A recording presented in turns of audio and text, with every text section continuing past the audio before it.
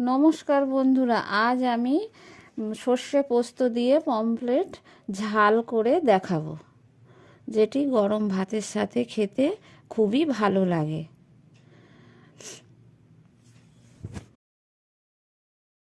সর্ষে পোস্ত দিয়ে পমফ্রেটের ঝাল করার জন্য আমি এখানে দুটো বড় সাইজের পমফ্রেট কেটে বেছে খুব ভালো করে ধুয়ে নিয়েছি। নিয়ে লবণ আর হলুদ আমি মাখিয়ে নিচ্ছি। লবণ দিয়ে দিয়েছি, হলুদ দিয়ে দিয়েছি, দিয়ে খুব ভালো করে হাত দিয়ে আমি মেখে রেখে দিয়েছি। মশলা নিয়ে নিয়েছি আদা, পাকা লঙ্কা, সরিষা আর পোস্ত। এগুলো আমি সব শিলে একসাথে বেটে নিয়েছি।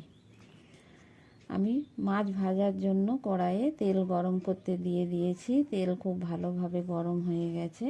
এবার আমি মাছ দিয়ে দিয়েছি তেলের মধ্যে। মাছগুলো খুব বড় সাইজের তো, আর কড়াইটাও আমার ছোট, ওই জন্য একটা একটা করে দিয়ে আমি মাছটা ভেজে তুলে নেব। খুব ভালো করে মাছ ভেজে নিয়েছি, ভেজে তুলে নিয়েছি।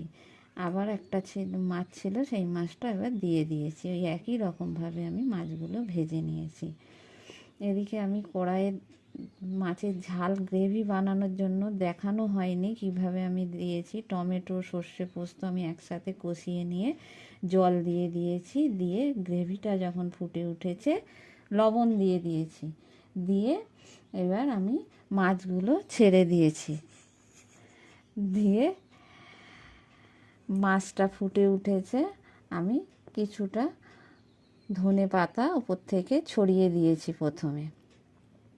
দিয়ে খুব ভালো করে মাছটা ফুটিয়ে নিয়েছি। মাছটা গ্রেভি ভাব হয়ে গেছে। তারপরে নামানোর আগে আমি ধনে পাতা ছড়িয়ে